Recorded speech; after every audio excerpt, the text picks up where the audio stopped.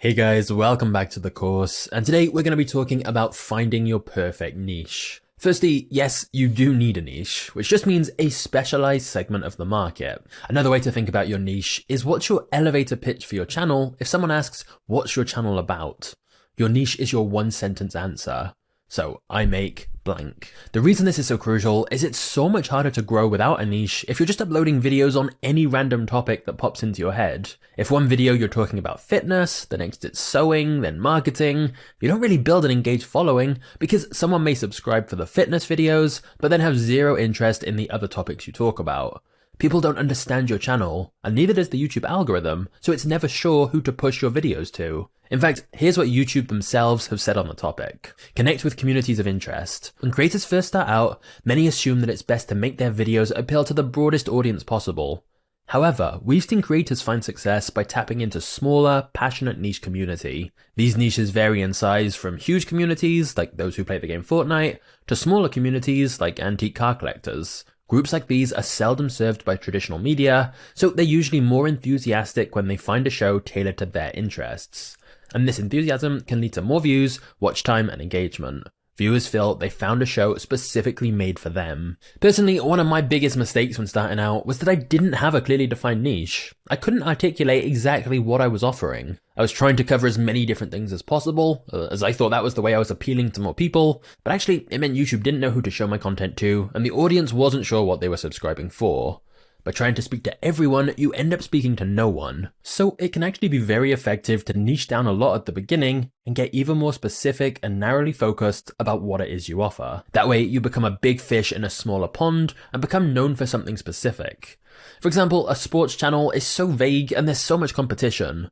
But tennis documentaries are something much more niche where you can actually become the best in your small category and stand out. Over time, you can gradually expand your niche if you want by branching out into related but broader topics, but audiences should associate you with something specific. How to pick a niche. My philosophy when it comes to selecting a niche can basically be summed up by the Japanese concept of ikigai. And yes, your math teacher was right all along, it is worth knowing what a Venn diagram is. This just means finding the intersection between what the world needs, which is what the audience wants to watch, what you love, what you enjoy talking and learning about, what you're good at, what you can actually talk about, and what you can be paid for, which is what you can make money from. If you find something in the middle of all those categories, you're onto a winner. But to simplify this even further, we're basically just looking for something you genuinely want to make and other people also want to watch. Because even if you're not yet that good or knowledgeable at this specific topic, if you love it, you'll become better at it by doing the channel. And even if you're not sure if you can be paid for it, as long as people want to watch your videos, there'll be a way to monetize it. So focusing on the overlap between what you're excited to make and what others want to watch is the main starting point for finding your niche. This is really crucial, but it's typically overlooked. Most advice when it comes to finding a niche, especially with faceless channels, seems to revolve around finding some gap in the market and analyzing it with data. But the brutal reality is that you don't want to be successful doing something you don't like. You'll eventually be miserable. The good news is there are endless possibilities. To name just a few: space, philosophy, crime, sports, tech, cars, travel, anime, chess, horror, history, psychology, business, finance, spirituality, religion, animals, stories, influencers, cooking. I truly believe any niche can work. There is no singular best niche or secret niche. There are just different niches, each with their own upsides and downsides. So asking what's the best niche is the wrong question to ask, as it's subjective. The question is, what are the best niches for you? And the reason I believe you should focus on making content you're actually interested in and that you like is because it will mean you make better and more unique content. Audiences feel when there's some genuine enthusiasm behind the content. You'll go the extra mile to make the videos good and accurate. You'll spend the extra time to find the right music or fix mistakes. And the audience can tell. That's what makes the channel better and starts to give you a moat that can't easily be copied. Now, that's only half the equation. You have to like it, but there has to be audience demand as well. And we'll cover some important considerations shortly. But I want to stress, I didn't pick business stories because I did some complex analysis of the niche and reviewed all the data. I chose it because in my free time, I was reading business biographies and learning about the stories behind companies and entrepreneurs. I was genuinely interested in it. That was the starting point, and then I started thinking about how viable it was to make money from, not the other way around. Most people seem to be doing it in reverse, and picking niches they know absolutely nothing about and don't remotely care about. And whilst it is possible to succeed by doing this, you're making it so much harder than it needs to be, and so much less enjoyable. If your goal is to build a genuinely high quality channel for the long term, part of your competitive advantage is going to be that you actually care about the content you're making. For example, so many people now try to copy Magnate's media exactly, but you can tell they're doing it because they think it's a good niche and not because they actually care about the topic. As the content is so much lower effort, it's got loads of mistakes, and it feels like something that's being churned out rather than made by a creator who wanted to make that video. As a result, they don't perform as well. Or I'll give you a totally different example. There's a channel called Exerbia, which makes these beautiful but crazy philosophical essays and stories. The creator has a huge audience, he sells books through his channel, and so you may go, oh, that's a good niche. But if you try to compete by doing something similar when you have zero interest in this topic, it's gonna suck. Same with any high quality channels. James Janney, Let Me Know, Johnny Harris. The creator cares about the content and has genuine interest in what they're making, which is why it doesn't feel like some soulless content farm. So, to summarize, start by focusing on what content you actually want to make and what excites you personally, or that you have knowledge on. And to be clear, I'm not saying this in a cheesy follow your passion kind of way.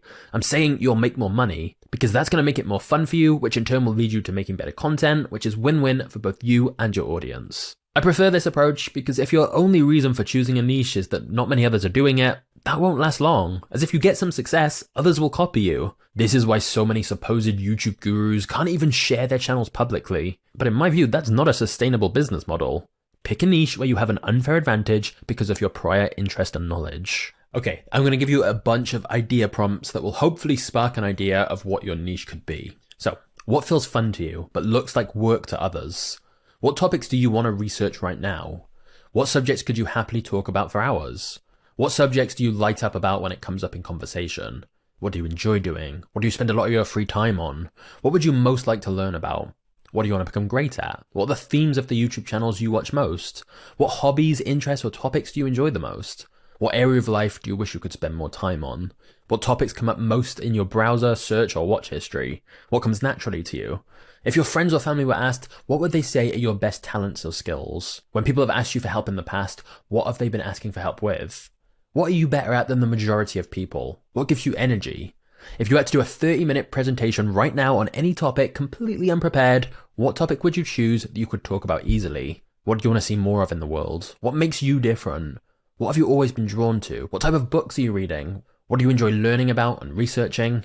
If you didn't have to worry about money, how would you spend your time? What are the research rabbit holes you go down for free out of your own personal interest? What topics do you consume already and would like to learn more about? These are just some prompts to get you thinking about potential ideas. At this stage, we just want a bunch of rough ideas. We'll start narrowing it down into an actual channel idea a little later.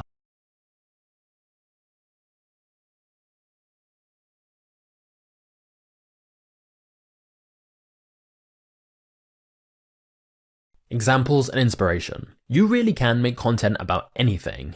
Now, when it comes to big personal brand creators, you probably don't need me to give you examples as you already have your favorite creators. However, when it comes to faceless channels, here are some random examples to demonstrate just some of what's already out there and give you some inspiration. I'm not going to read this entire list out, but if you download the PDF underneath this training, you'll be able to see this full list and click on all the links. But just to name a few here, we've got facts and stories channels, we've got nostalgia channels, we've got philosophy, inventions and gadgets, comedy, historical stories, sports news, wrestling, gaming, travel, cars. The list is endless, so you really can make videos about whatever you want. This list has a wide range of types of content and quality levels. Some of these make pretty simple videos, others are individual creators making incredibly premium videos, but all of them are having some success. And I guarantee if you think of almost any topic, there'll be a channel based around that. There are channels making thousands from posting wild SpongeBob theories. There really is no limit on what you can do with YouTube. However, your niche is not just what your videos are about, but also the formula, presentation style, and video format. In other words, the way the video idea is executed.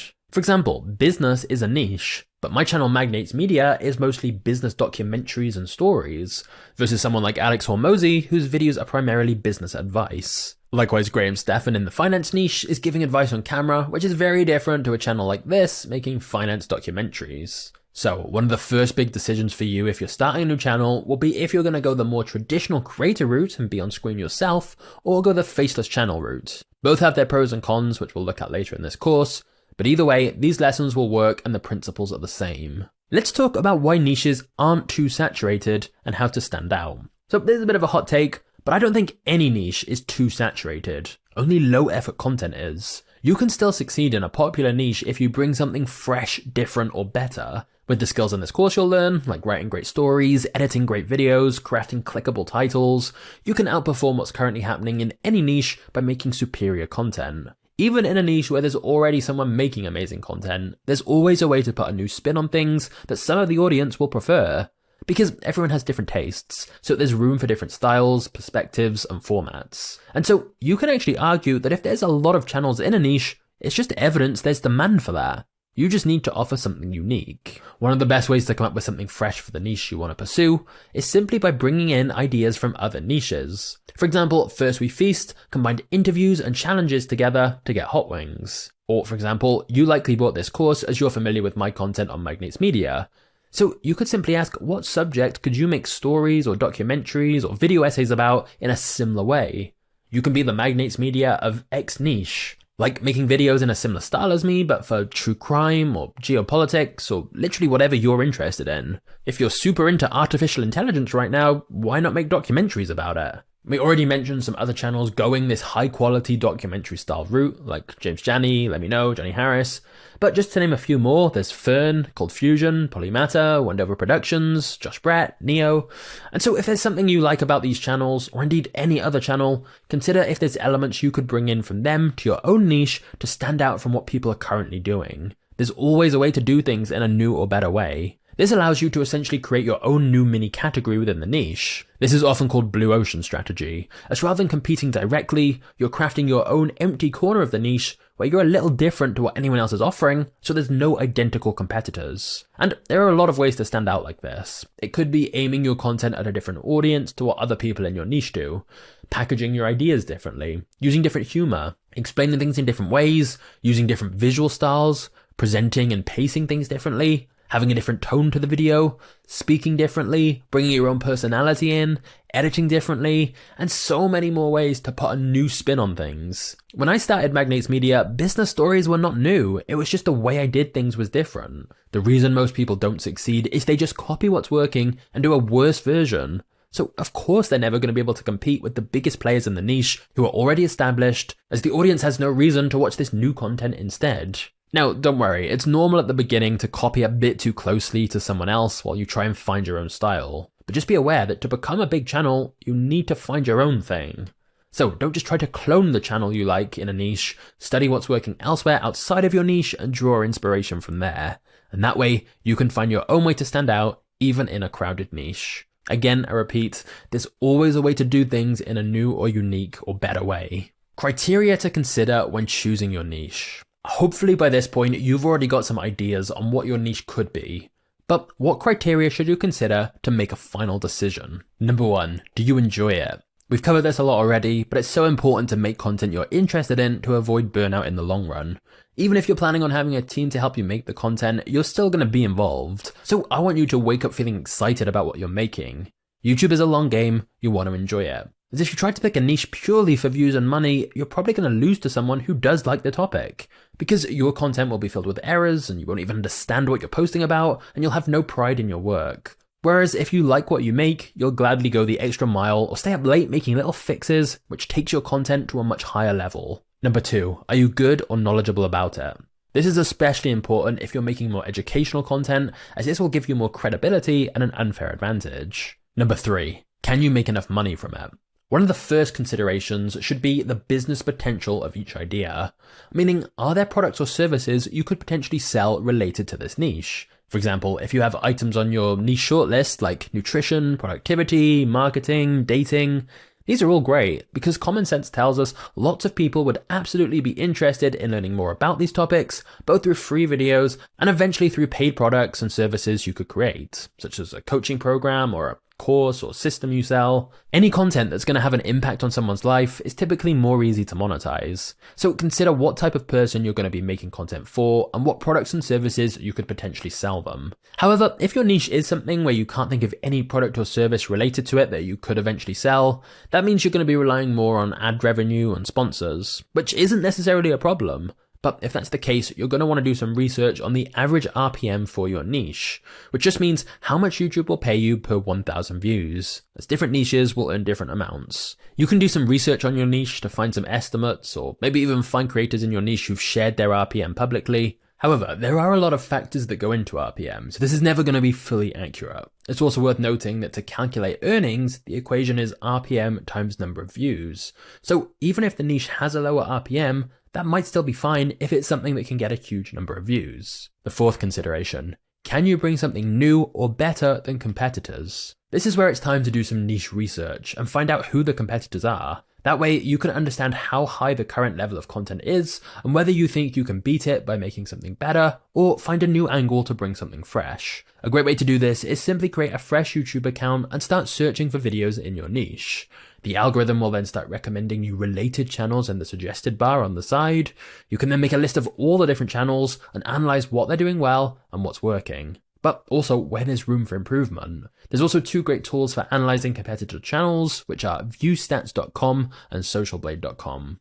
This will give you some really useful information on the different channels. Number 5, is the niche too narrow? Is there enough demand? It's important to remember that if you want to be getting hundreds of thousands of views on your videos, there needs to be hundreds of thousands of people interested in watching these kind of videos. If you'd struggle to list out 20 video ideas for your niche right now, you've probably gone too narrow. But on the flip side, number 6, is the niche too broad? For example, if you've just written health, that's probably a little too broad. Remember, to stand out, we generally want to be the specialist, not the generalist. So can you break that down further into sub-niches to decide which should be your main focus? For example, weight loss, building muscle, nutrition, yoga, etc. Consideration number 7. Is it safe for YouTube? We want to align what we're making with what the platform actually wants. Unless you have a lot of experience with this, try to avoid niches that have a high chance of infringing on YouTube's policy or ad safety guidelines, as then you're going to be facing an uphill battle by getting regularly demonetized. For example, don't make R-rated content, like adult or overly explicit topics or anything extremely violent. Don't make content that relies heavily on copyrighted material, especially certain sports where the copyright policies are much stricter. So do some research on how prevalent copyright claims are for your specific idea if you're unsure about this. For example though, showing football clips generally leads to copyright claims. Don't make content that's going to be overly offensive and could be classed as breaking any of YouTube's rules or advertiser guidelines, like covering sensitive events. And don't make content that's going to fail YouTube's reused content policy, like compilation channels or low-effort AI videos. The things I've mentioned here are the main areas to watch out for, but it's worth actually reading through YouTube's policies just to ensure what you're planning to make isn't going to be a problem. Okay, next actions. Step 1 is to brainstorm as many different ideas as you can using the prompts we covered. Step 2 is to rank the ideas based on the criteria we just covered. Circle any items that you feel hit most of the criteria, which is going to mean that you have ideas that are aligned with Ikigai. You like it, you're good enough at it, there's demand for it, and there's a way to make money from it. That's the sweet spot. If it's hitting all of those, it clearly has real potential to be your niche. And finally, step 3, make a final decision. Don't delay it. It's no use watching this training and then moving on to the rest of the course until you decide on what you're going to make videos about. Many people get paralyzed by options, but just need to start something. Picking the niche that aligns with most of the criteria we laid out is the obvious choice, but I would also recommend you trust your gut instinct if there's one particular niche you're drawn to and really want to focus on. Ultimately, when you can align what you want to make with what the audience wants, and what you have some expertise in and can monetize, that's an incredibly powerful combination. So hopefully this training has given you enough to think about that you can decide on your niche, and then let's move on with the rest of the course. I'll see you in the next training.